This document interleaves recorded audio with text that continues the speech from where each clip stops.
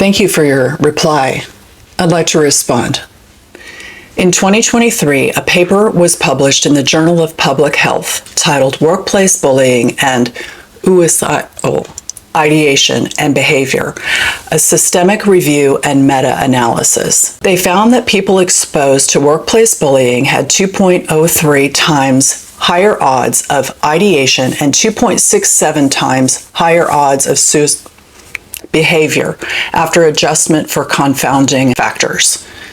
The research suggests that workplace bullying and exclusion are not trivial social phenomenon. They are associated with serious mental health consequences. It does not prove that every target is innocent.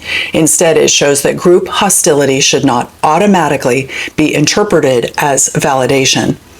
If there was a legitimate issue, why aren't legitimate processes used? In my case, I received 2 bonuses, a raise, and a 4.5 out of 5 on my 6-month review. If there was a problem with me, there was a right way to exit the employee. Organizations have processes for performance concerns, role fit issues, restructuring, conflict resolution, and termination. And those processes exist for a reason.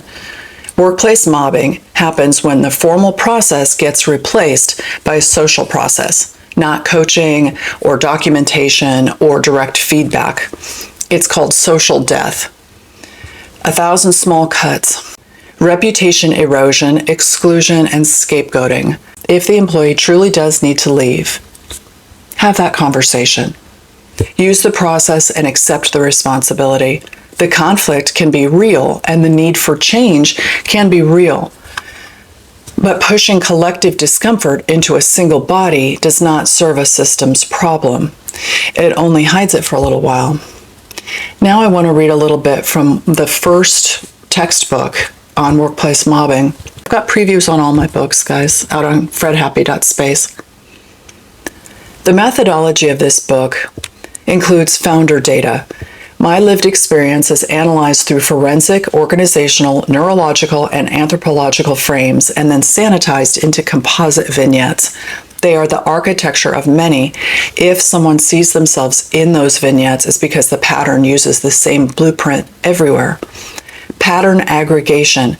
There were combined patterns from international mobbing research, high-profile mobbing cases, corporate collapse literature, sociological studies, trauma casework, whistleblower testimony, HR investigations, and group behavior ethnography.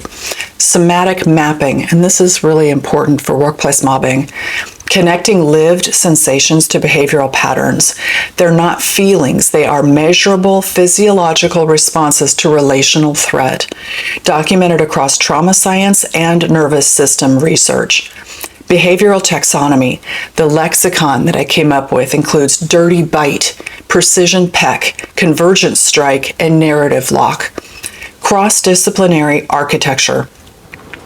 And really, I think this is my secret sauce. I've always been someone who comes into an organization and wants to find efficiencies across silos. Now, if that made me a problem, it certainly did not justify the approach that was used. This is the first book on workplace mobbing that blends these together into a single interpretive field: neuroscience, ethology, sociology, HR forensics, story, somatics, and leadership.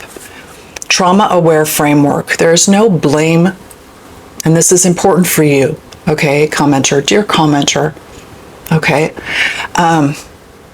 There is no blame towards the victims.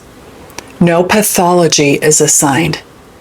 Everything is explained through nervous system survival, cultural brittleness, systemic collapse, psychological defense, group contagion. This is live on my website right now. This vignette helps detail a little bit more about what you'll find at fredhappy.space. The sugar bowl, an email, and a busy day. Summary: cultures that protect decay often punish the people that name it. The break room ran warm, not from the thermostat, but from something else, a subtle heaviness. The air felt monitored. The sugar bowl sat on the counter, chipped porcelain, always uncovered. I'd seen bugs crawl over the rim. It wasn't the bugs that bothered me. It was the bull's immunity. No one ever covered it. No one ever moved it. A customer service rep used to sit outside that doorway. She was smart. The techs liked her. She had ease, social pull, and proximity.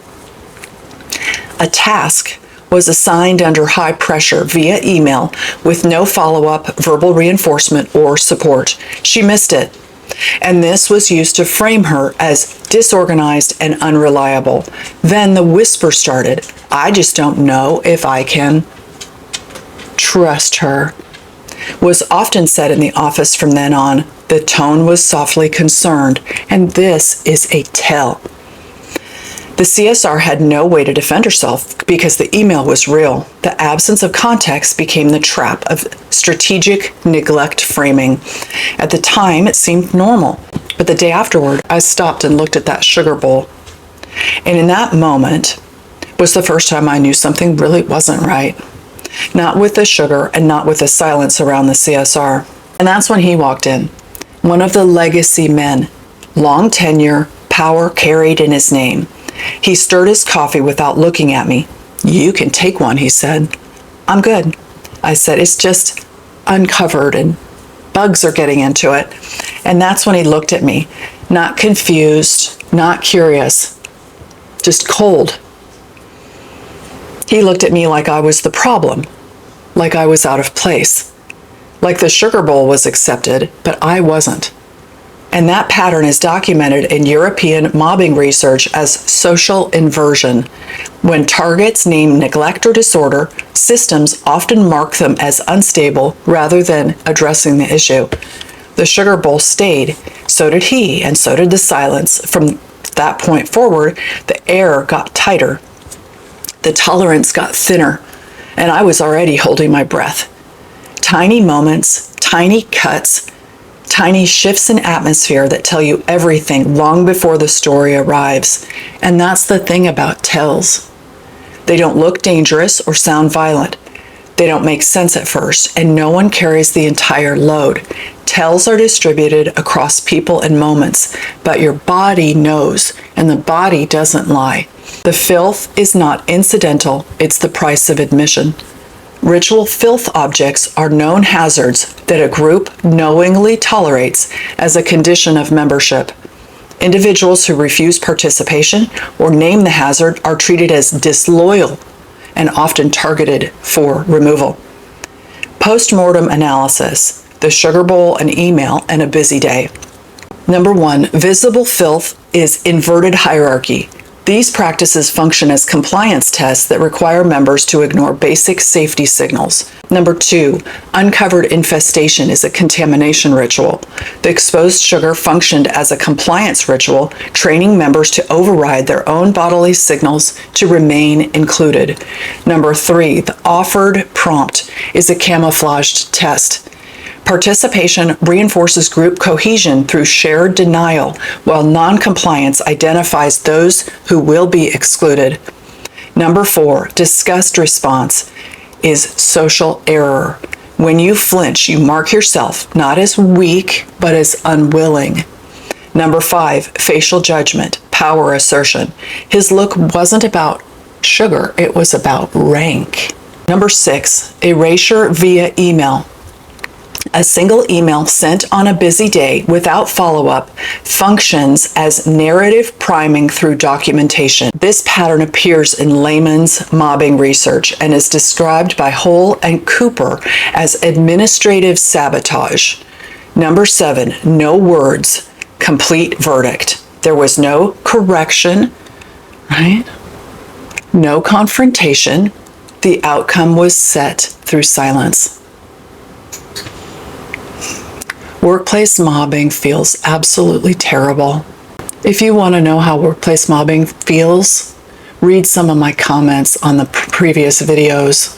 It's very real. It's actually illegal in Japan, France, and in the Scandinavian countries, and it's going to be illegal here in the United States as well. Thank you for leaving that comment for me.